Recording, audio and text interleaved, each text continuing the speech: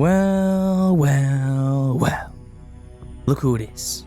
Barbarian trying to take my blue portal.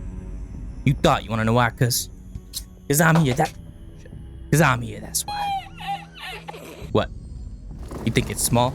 It's not about the length, it's about the wielder, the motion, the ocean. So I don't wanna hear it. And you think the great wizard over there is gonna help you out? He's not. He's screwing around looking for loot and killing spiders or something. I don't know, he's distracted. So it's just you and me. But I don't wanna lie, that's a pretty big axe there, guys. So how about this? How about you and I come to an arrangement? You watch episode 2 of the Extraction Review series, where I break down the new Extraction game, Dark and Darker, into these 10 chapters, and you get to take the blue portal. Sound good? Okay. After the video's over, we'll meet back here and go over our agreement. Feast your eyes. Dark and Darker is an early access extraction fantasy game with no lore at the moment, but the context of the game is a dungeon crawler. The maps all take place in dark and labyrinthine dungeons with very little lighting, hence the name Dark and Darker. Your goal is to go into a raid alone or in a group up to 3 members, loot, fight, and extract. This game is very unique in the extraction genre since it incorporates battle royale elements, like the closing of the zone. The zone pushes players to a focal point in the map where the extraction portals are located, but there's not always enough portals to go around. If you're looking to squad up, head over to the Gathering Hall where you can find other players looking for group.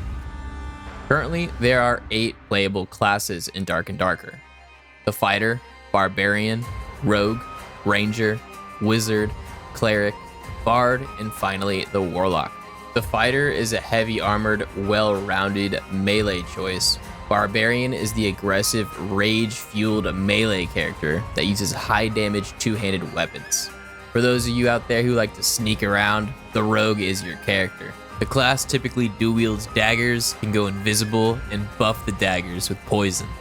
If range is more your style, equip the bow with the Ranger and lay down some suppressive fire.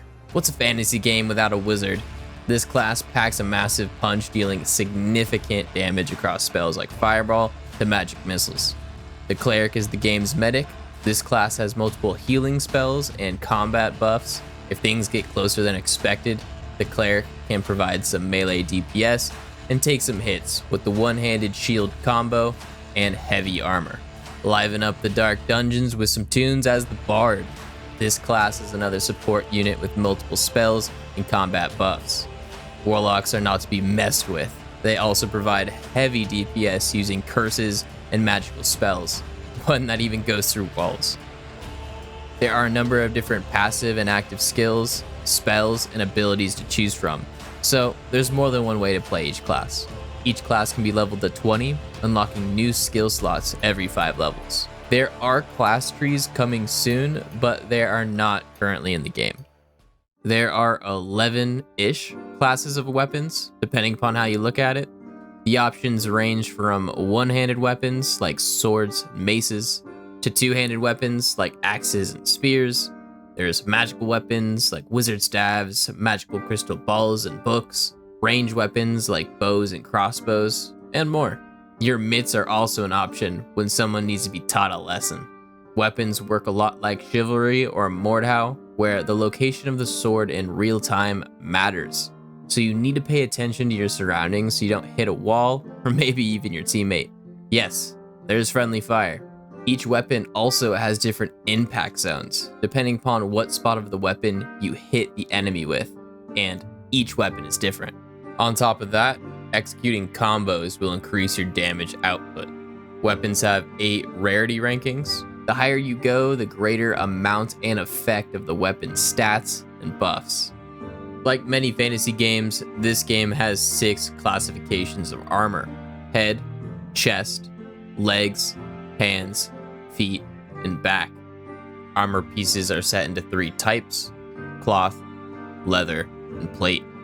Light armor like cloth tunics and slippers help you with certain skills like movement speed and magical stats, but at the cost of the armor rating. Medium armor is leather based and typically benefits agility builds like rogues. Heavy armor is meant for strength tank builds, promoting the highest armor rating. On the flip side though, you move like a sack of potatoes. Special armor can be crafted, but the materials have to either be mined in dungeons or bought for an expensive price on the auction house. The two material types are cobalt and ruby silver. As you can imagine, these material types come with added stats and are the apex of armor. There are two types of jewelry in Dark and Darker: necklaces or pendants, and rings.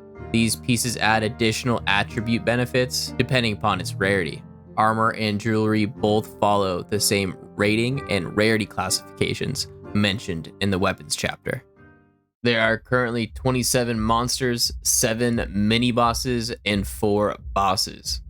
Monsters range from creepy crawlies and bugs to skeletons to things with some meat on their bones. Some monsters are set as traps and others plan ambushes. The demi-bosses are no joke. Each of them can kill you in a blink of an eye.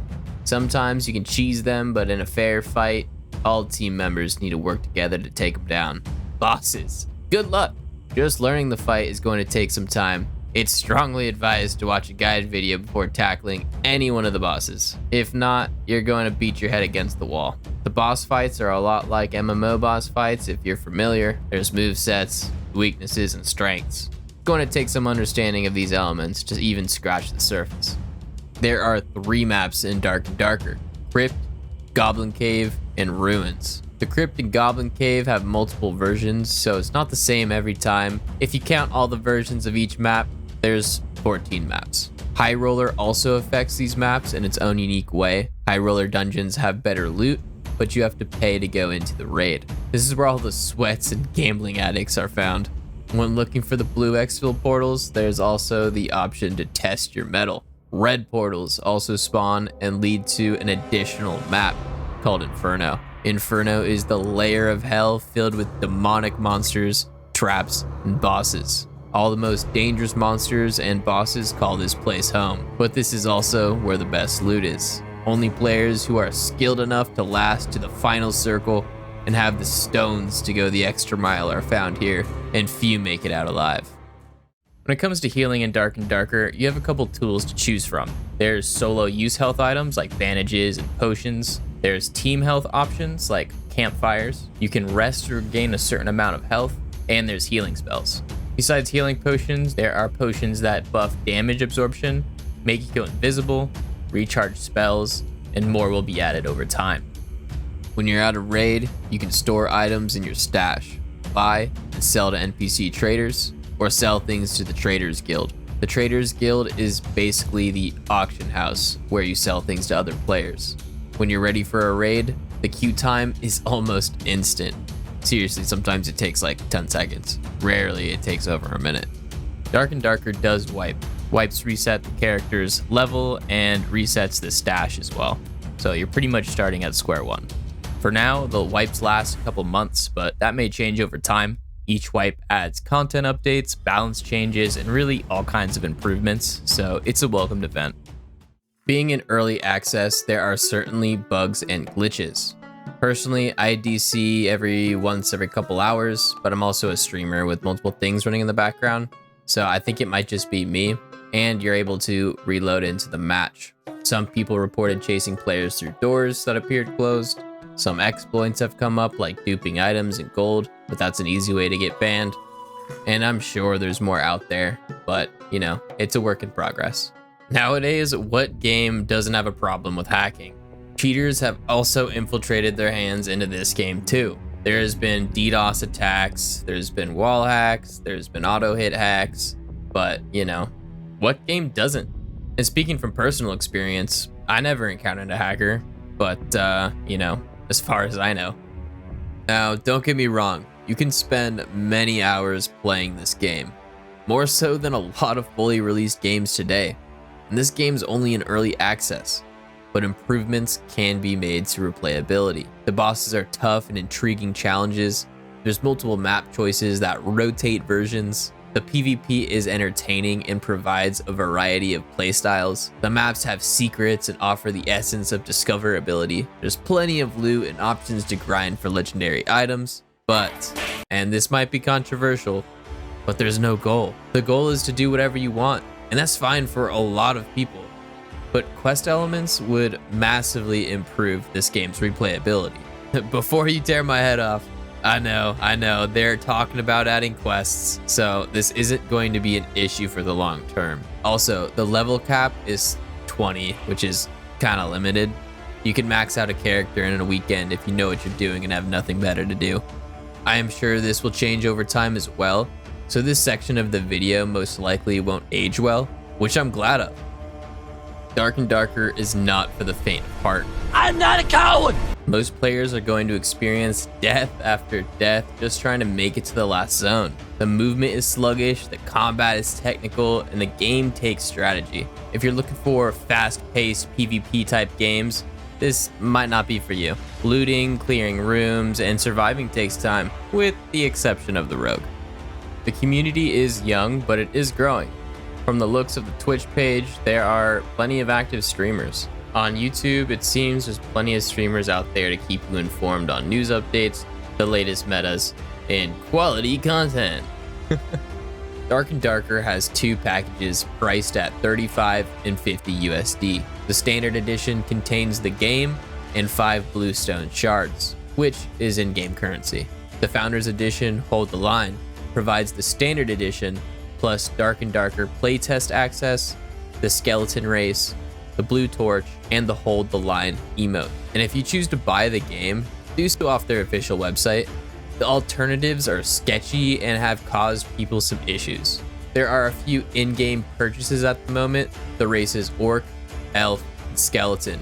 These races do come with racial passives. The default race gives no benefits, which is human. You might think this is pay to win, but it really isn't, since the passives are trade-offs and more affects playstyle. Besides that, there are a few skins and emotes to choose from. Bluestone shards can be earned over time slowly, and redstone shards have to be bought. Some store items can be bought with either, while others require a specific shard. Before you buy though, be warned, there is an open lawsuit against Iron Mace, the developer of Dark and Darker. There is a chance you may lose your ability to play the game if Iron Mace loses. The latest info reports the lawsuit was dismissed, which means the court case was terminated, but only on the grounds to be heard in a different country. Lawsuits naturally take a long time, years sometimes, so you may get your money's worth anyway. How many hours of game time is worth 35 bucks? But nobody knows when it can go down, so buyer beware. With the game being released in summer of 2023, it's really too soon to tell if the game is dying or growing, because there really is no baseline. With that in mind, it appears to be growing because, the game just came out. I think there's a lot of people though that are hesitant about buying the game with the lawsuit lingering in the background. Plus, I think there's a bunch of people that don't even know this game exists. Here are my pros and cons to Dark and Darker. For the pros, there's very fast queue times. The content that's there is really fun. The game's new, so if you're looking for a new game to master the arts before everyone else, here's your chance. The game's very unique, like I can't think of another extraction game like it, and it has a lot of potential. For the cons, there is the possibility the lawsuit comes back in another country. There's no tasks yet. There's a low max level for now, and it's currently unbalanced. Now, all these cons aren't going to last. The lawsuit might not happen, and they might win the lawsuit if it does happen. They are adding tasks. The max level, I'm sure they're going to increase, and they are working on balancing the game. It's an early access. All of these things are going to be wiped clean eventually, but this is the state the game is now.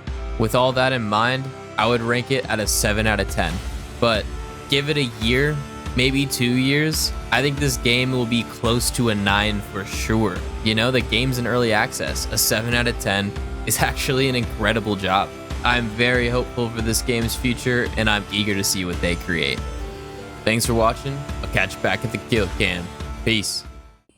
Not bad, right? Dark and Darker looks like a lot of fun. Now, about our agreement. Now, look at the time. We only got a few moments left in the circle, and I don't think there's another blue portal around here, my guy. So, thanks for watching and all, but I gotta go. Catch you next time. See, oh, you Bro, I thought we were boys. Oh, shit.